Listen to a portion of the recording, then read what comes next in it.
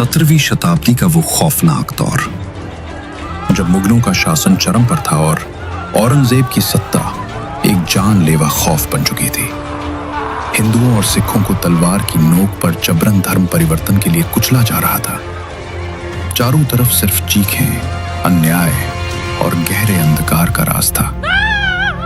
पर जब अधर्म की सीमा पार होती है तब नियति एक रक्षक को भेजती है।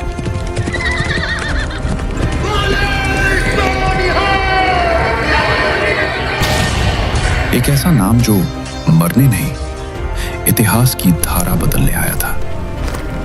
बंदा सिंह बहादुर।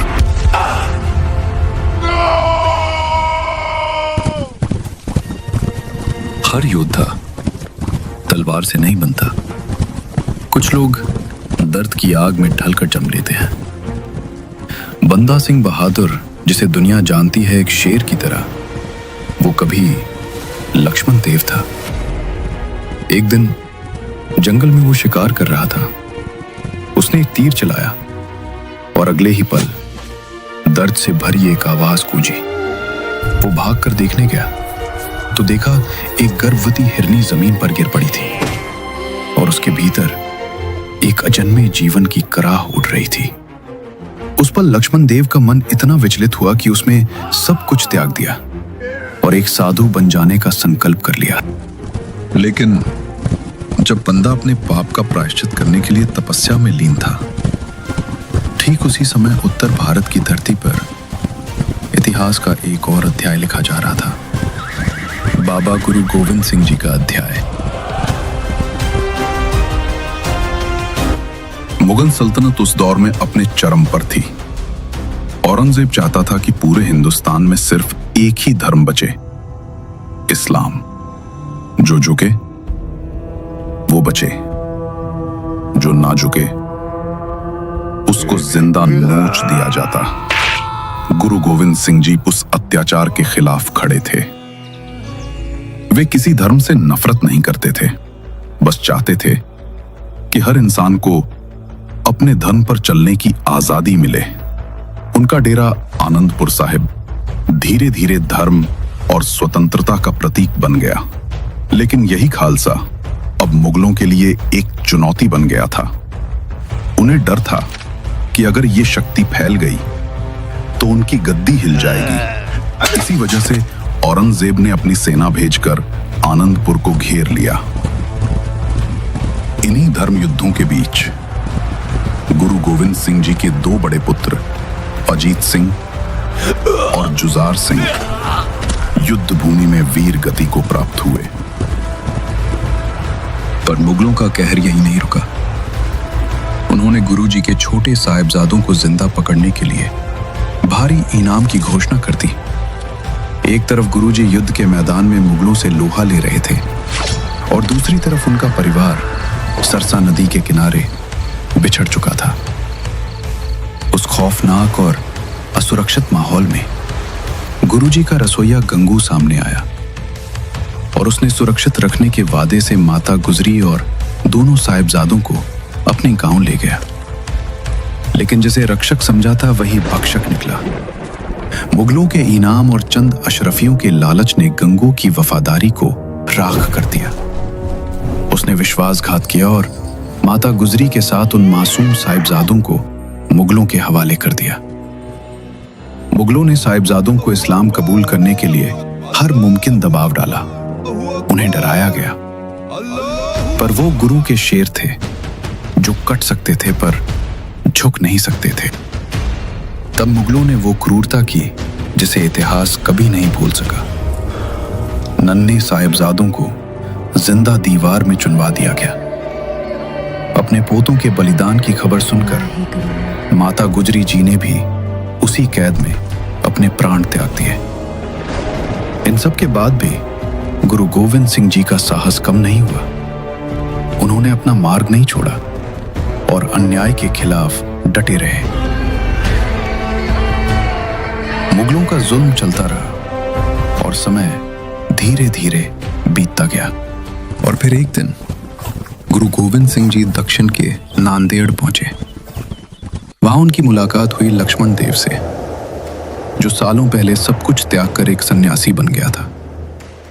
पर गुरु साहब के मुख का नूर देखते ही लक्ष्मण देव समझ गया कि ये कोई आम बाबा नहीं है। गुरु साहब ने उसे पंजाब के उन रूह कंपा देने वाले जुल्मों की दास्तां सुनाई, उन मासूम साहिबजादों की कहानी जिन्हें जिंदा दीवार में चुनवा दिया गया था। लक्ष्मण देव की शांत आंखों में अप्रतिशोध की ज्वाला धधकने लगी। गुरुजी ने उसके भीतर के सोए हुए योद्धा को ललकारते हुए कहा, तेरी शक्ति अब व्यक्तिगत प्रायश्चित के लिए नहीं है, ये शक्ति अब मजलूमों की ढाल और जालिमों की तलवार बनने के लिए है। तुझे धर्म का न्याय करना होगा। उसी क्षण लक्ष्मण देव बने बंदा सिंह बहादुर, वो योद्धा जो इतिहास का सबसे खौफनाक अध्याय लिखने वाला था। बंदा का पहला मकसद था एक सेना बनाना, क्योंकि वो जानता था मुगलों को हराने के लिए मुगलों से भी ज्यादा शक्तिशाली सेना चाहिए। वो गांव-गांव गया, लोगों को अत्याचार के खिलाफ आवाज उठाने का साहस दिया, उन्हें याद दिलाया कि अन्याय को सहना अन्याय करने से भी बड़ा अपराध है और सत्य से बड़ा कोई धर्म नहीं।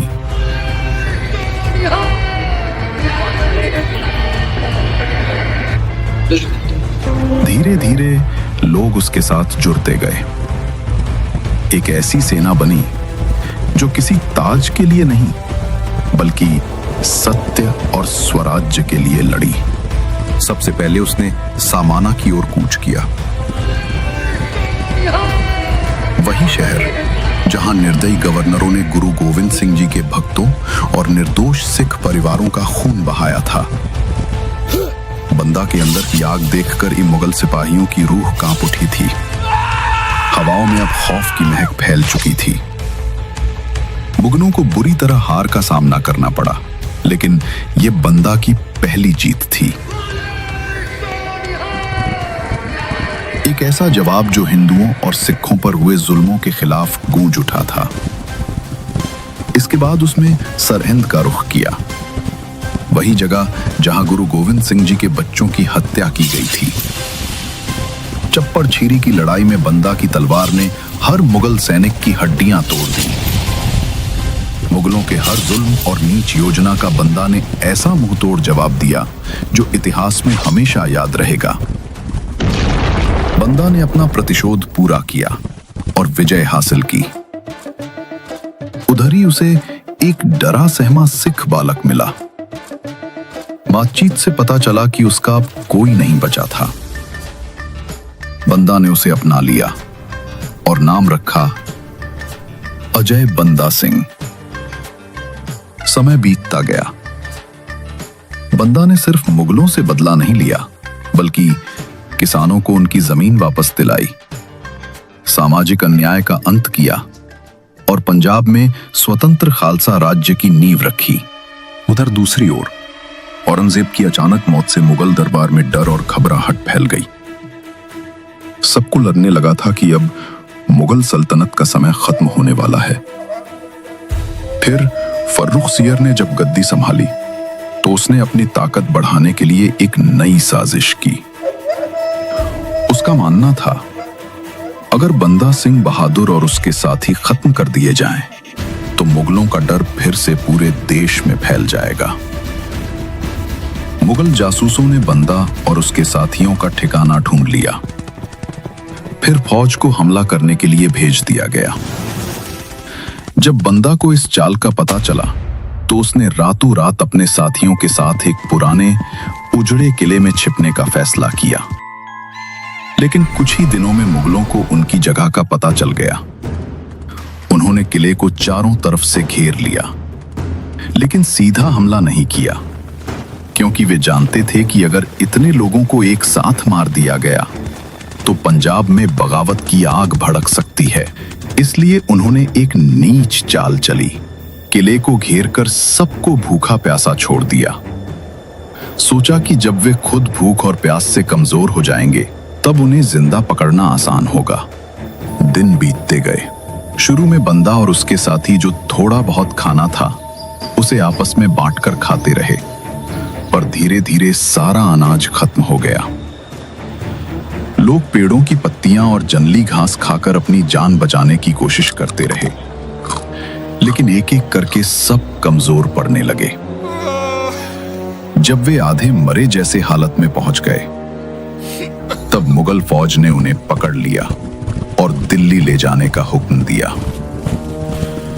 रास्ते में कई साथियों की लाशें पेड़ों पर लटका दी गईं, ताकि लोगों में डर फैले और सबको ये चेतावनी मिले कि जो मुसलमान नहीं बनेगा उसका यही अंजाम होगा। आखिरकार बंदा सिंह बहादुर और उनके कुछ बचे साथी दिल्ली लाल किले में लाए गए। वहां जो हुआ वो आज भी इतिहास का सबसे दर्दनाक पल माना जाता है।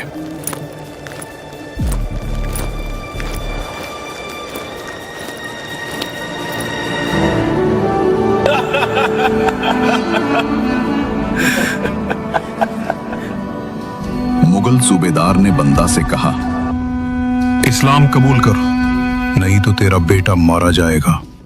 वाहेगुरु वाहेगुरु वाहेगुरु। हम काफिर नहीं हैं, हम सिंह हैं और शेर का बेटा हमेशा शेर ही होता है। इसके बाद जो हुआ वह बेहद क्रूर था। बंदा सिंह के छोटे बेटे का गला उसी के सामने काट दिया गया। फिर उसके बेटे का दिल निकालकर बंदा सिंह के मुंह में डाल दिया गया।